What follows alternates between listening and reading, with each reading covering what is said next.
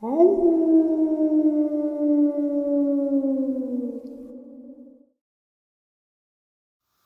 greetings and salutations, everyone. I hope everyone is still doing well, and welcome to, depending on wherever you may live, for however you may look at your clock, this early morning, middle of the night bonus upload.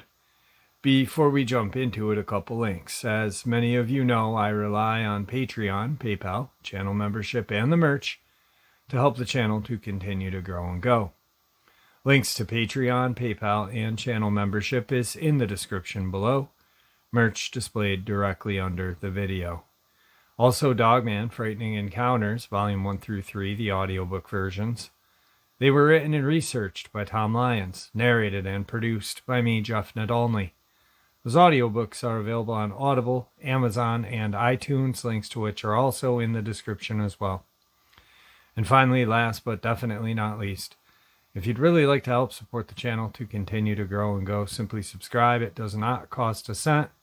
Click the like button, takes half a second. If you don't want to miss out on any of the informative uploads I put out daily, click that bell icon, and folks, please leave a comment. Why? Well, because all of these things really do help the channel to continue to grow and go. And folks, they definitely do matter. Now, everyone, I have taken far too much of your time. Let's jump in to this middle of the night or early morning bonus upload, shall we? Today's first encounter. I live on 300 acres of land near Rennell in Greenbrier County, West Virginia. 200 acres of this is thick woodland. I've grown up hunting and fishing and could identify an animal from a mile away. It's pretty late in the season, so my buddy and I decided to go hunting deer.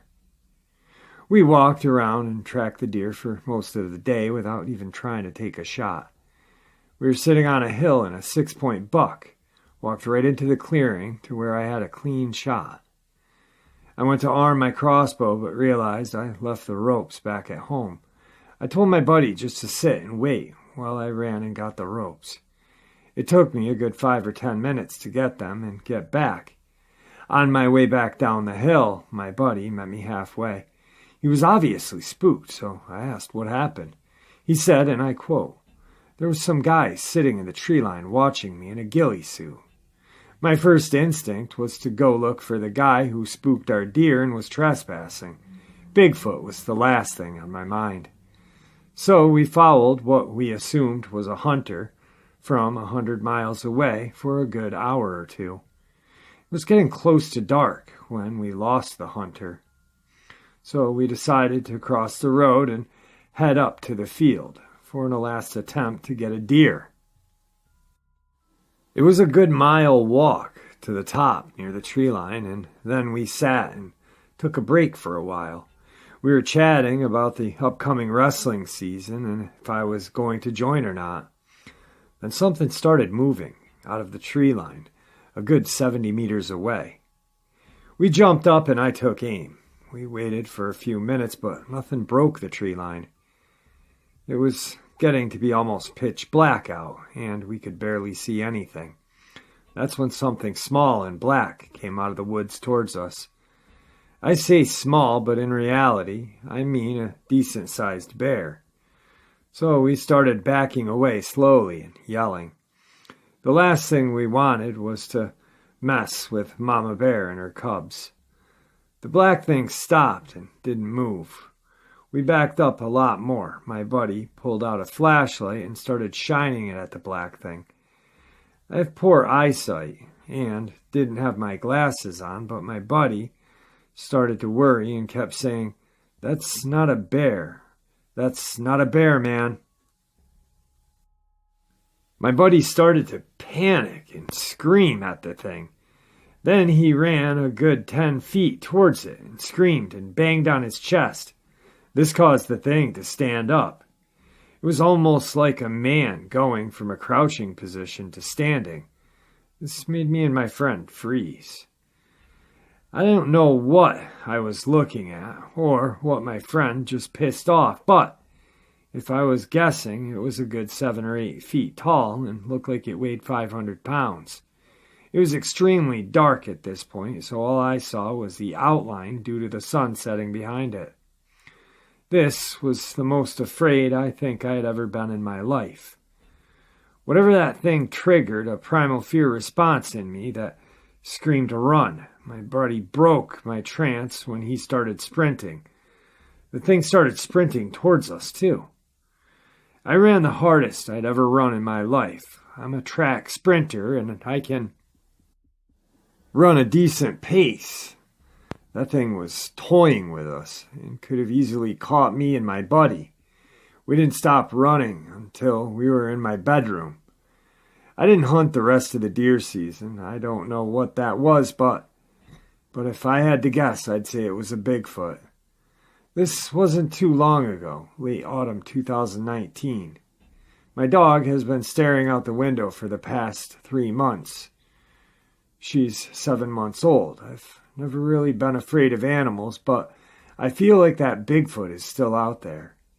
And I don't want to make it angry, and I definitely don't want to get caught out alone with it. My friend and I saw a bipedal creature that night, and it was terrifying, and I don't want to see it again. Tonight's second encounter. So my friend Jay was over late one night in August of 2020, and we had been talking about paranormal experiences. I brought up the subject of Dogman. She had never heard of the Dogman, so I put on YouTube and showed her a few videos. And then she remembered the video where an unknown creature was filmed digging in a cemetery. When she saw the creature in that video, she gasped and said, "Oh my God, I wonder if that's what I saw." I paused it and was like, "What? You've seen something like this and never told me?" She said basically she saw 2 werewolves about 5 years ago on her property. And never brought it up because who would believe that? I asked her to tell me every detail, and I was careful to ask questions that didn't lead her in any way. I'm familiar with what most witnesses see, and lo and behold, every answer she gave matched what others have seen. Here's her account. The location of her encounter was Leonard, Michigan, a pretty rural area with lots of woods and wildlife. Her and her family have a few acres and raise chickens and ducks as a hobby. Her home is on a dirt road and is surrounded by a wooded area. I'll type out our conversation as accurately as I can, and will also have my friend proofread. My friend.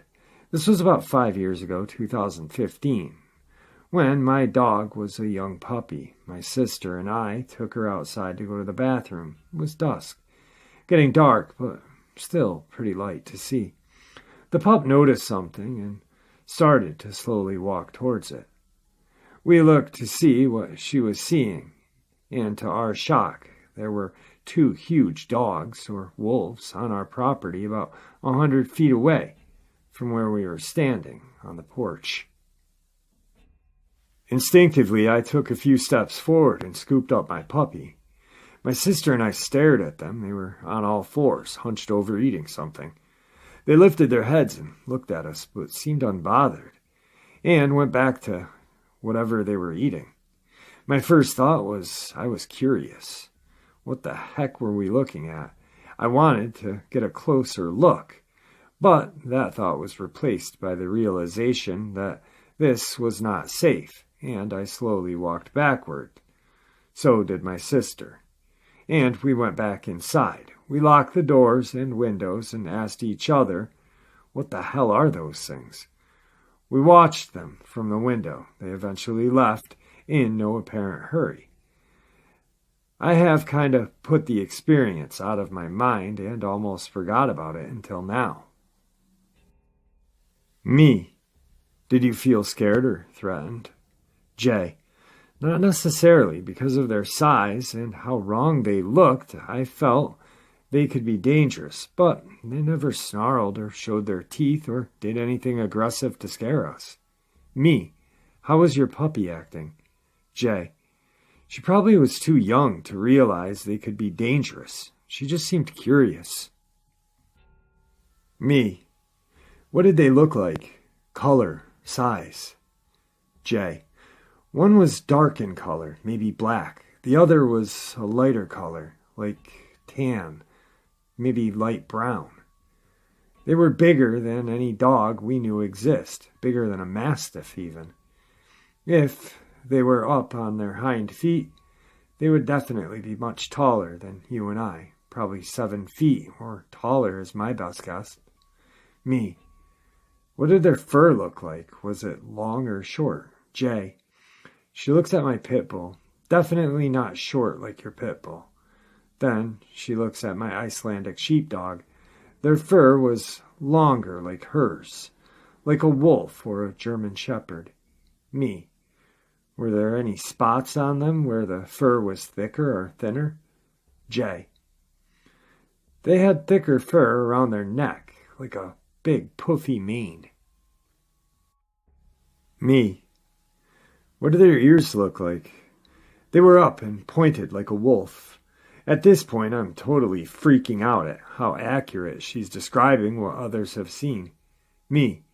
Okay, so far, you could just be describing large wolves. But you said they looked wrong, so what about them made you think that they weren't just wolves? Did they ever stand or walk on 2 legs? Jay. No, they were on all 4s, but their anatomy wasn't right. While they were hunched over eating, their shoulders were much higher than their rear ends. They didn't look like a normal dog or a wolf would, bent forward. Like their front arms were way too long, much longer than their rear legs. And how they were eating was weird. They were using their front paws to help them tear apart whatever they were eating and bringing it to their mouths, like they had hands. Me. Could you see if they had hands, or did they look like dog paws? Jay. Honestly, I couldn't tell. But what kind of dog or wolf uses paws to bring food to their mouth? The way they moved it was like they had hands. That's what really freaked me out. Now I'm totally losing my shit, jumping up and down, excited, and saying, oh my God, they are real. I knew it. Me. Could you see any genitalia? Weird thing to ask, I know. I'm just curious. Jay. No, nothing obvious. Me. What did their hind legs look like? Were they straight like a person's, or did they have the backwards bent like a dog? Jay. Like a dog's. Me. What do their tails look like? Jay. She pauses for a while. I can see her thinking. She gets a look of realization. They didn't have tails. Oh my God. That was what really scared me. When they walked away, I remember thinking, oh my God, they don't have tails. Me. What did you conclude that they were? Jay. I didn't. I was freaked out and had no explanation. My best guess was some type of genetically altered wolf or a werewolf. Me. I would have been obsessed with finding answers if I had seen this. Why did you just put it out of your mind? Jay. I really have no clue. Maybe because I couldn't come up with a logical explanation. It was too weird and scary thing to think about. We continued talking. She definitely looked freaked out as all these memories came back to her. She asked me questions about what I knew of them, if they attack, what they do, etc. I told her that if she ever encounters one again to remain calm and back away slowly just like she did. She brought up firearms. We're both gun owners, and I said all witnesses who pull a gun on these things get a negative response. I told her how they seem to know what a gun is, and that some people recommend never using a gun on them unless you're absolutely sure they're about to attack you. She said she never had an impulse to draw her weapon, as they were not threatening her, her sister, or her pup, and that she had thought of knowing that her pistol wouldn't do much anyhow, other than piss him off. On a side note, later that same week, her boyfriend happened to look out the window on a second story and saw a huge white dog in the field near their house. He says he remembered thinking, that's a massive dog, and that he'd never seen it before. Being in a rural area, they know most of their neighbors' dogs and strays that are not common in that area. He didn't give it too much thought, but as we were discussing her sighting, he brought it up. I asked if they found any evidence of what they were eating or any tracks. The next day, they did go out to where they saw the creatures, and they did find one large canine print. I asked her if they took a photo, and she said that she thinks they did, but can't remember if it was on her phone or her sister's. Whatever they had been eating was completely devoured, or they took the remains with them when they left. As she thought more about it, she remembered that her family had, in fact, had a few of their chickens and ducks go missing around that time. But given that their birds are free range and that there are normal predators in the area, it wasn't overly shocking at the time. She left very late, planning to talk to her sister about it soon and see what she remembers.